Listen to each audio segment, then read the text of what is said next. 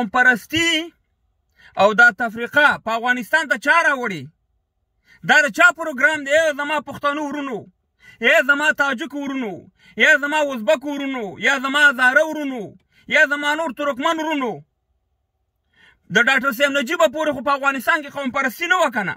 واحد یو ملت و یو افغانستان و. ولې دا خبرې چالو شوي؟ دا د چا پروګرام دی؟ دا زما خبرې واورئ، که زما په دې پښتو نه پوهېږي دا ترجمه کوي او د خپلو ولسونو سره شریکې کوي. قوم پرستی چې دا افغانستان ته دا د امریکې د وایټ هاوس پروګرام دی.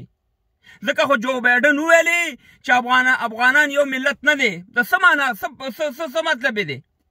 او بیا آیسای او دغه جهادي لیډرانو چې دا د وایټ هاوس نوکران مزدوران وو او دی او وی به تر قیامته پورې دغه د قوم پرستي چې کله ډاکټر صاحب نجیب حکومت ختم شو، دلته افغانستان ته تاسې وګورئ، تاریخ وګورئ، هغه ویډیوګانې وګورئ، هغه جنګونه وګورئ، کابل یې د قوم پرستۍ په نوم باندې وران او تباه او برباد کو.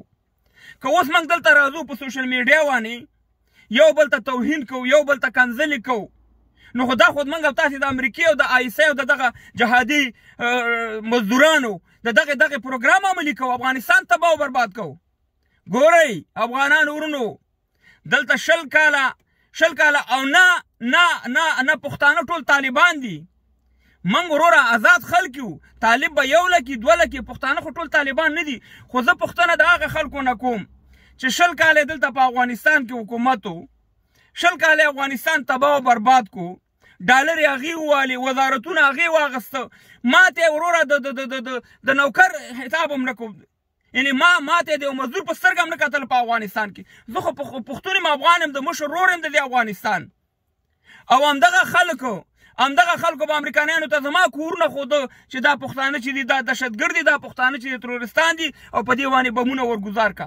ته چې زما په کور بمباري وکړي، ته چې زما خویندې ووژنې، ته زما مور ووژنې، ته زما ماشومان ووژنې، زما ورونه ووژنې، زما پلار ووژنې، زما کور تباه او برباد کړي، زه به مجبور یم چې زه طالب ته ورشم. نو وطن خو همدغه تاسې چې دغه 20 کاله وحشت وکړو، وطن او جمهوریت خو همدا تاسې سکوت کو.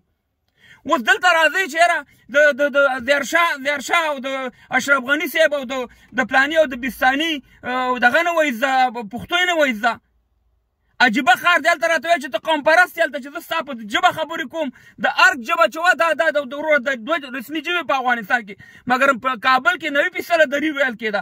موږ پښتنو ته هېڅ اعتراض هېڅ انتقاد نه و، مګر نن چې پښتو ویل کېږي تا له تاو درکوي، تا له ورور صاحب نه زور درکوي.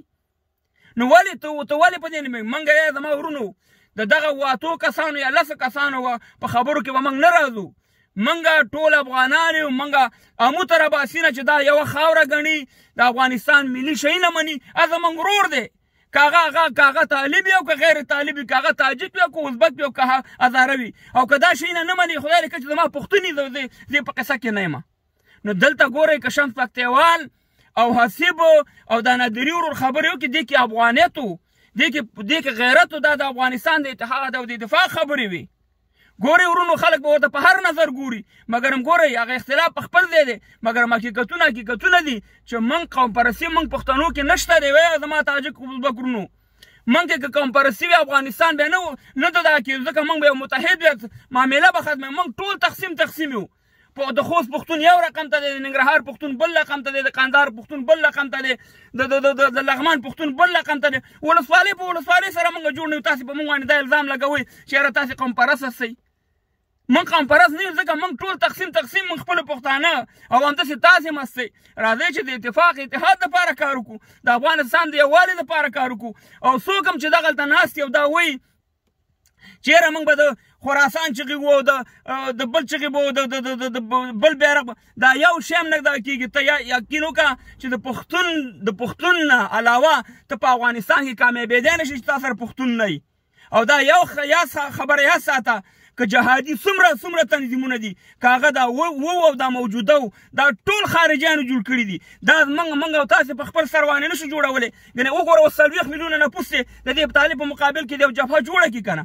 راوچته یو نشي جوړولی تر څو پورې چې امریکا کې بټنه نه وال شوي هلته یو جبهه نه جوړه شوي د هغې د دې ټولو په شا باندې امریکایان ولاړ دي. زه ته صفا خبره کوم که جهادي لیډرانو که د اوسنی حکومت او که مخکینی د دې ټولو شاته امریکا ولاړ تر څو پورې امریکې موږ سره کومک نه کړی موږ چې هر څومره چغې وهي چې مقاومت کوو او جنګ کوو دا کوو ولاکې هېڅ نتیجه ورکړي چې تر څو پورې امریکایانو او خارجیانو ISI او CIA په شریکه باندې دا کار نه کړی او دلته یو مسلح جنګ شروع کړی نه په موږ باندې یو باندې هم نه کېږي. زه نه موږ ټوپک جوړولی شو نه موږ سره پیسې شته دی نه موږ سره کارتوس شته دی وجود به پکې زموږ استعمالیږي. موږ په افغانستان کې جنګ نه غواړو خو خدای ته وګورئ قوم پرستۍ ته لمن مه وهئ او دا 8 کسان چې دي دا نه وروره د پښتون ترجماني کولی شي نه وروره دا د تاجک او د ازبک دا لګیا دي دا په جمهوریت کې هم لګیو دغه د اشرف غني صاحب حکومت یې کنځلې کولې بدې ردې او چې بیا هغه د منځه لاړو تر اوسه پورې هم دا شی دوامدار ساتلی انشاءالله دا کامیابېږي نه. موږ ټول یو متحد افغانان یو یو ملت یو د یو درې رنګه بیرغ وړاندې موږ به ژوند کوو دغه زموږ ملي شیونه دي په دې هیله چې دا خبرې در باندې زما بدې نه لګېدلې خو که څوک هم قوم پرستۍ ته لمنه وایي نو پوه شي چې دا د امریکې د ISI او د دې جهادي نوکرانو چې د امریکې بادارانو د هغې دغه پروګرام عملي کوي په دې هیله چې دا ویډیو در باندې خلک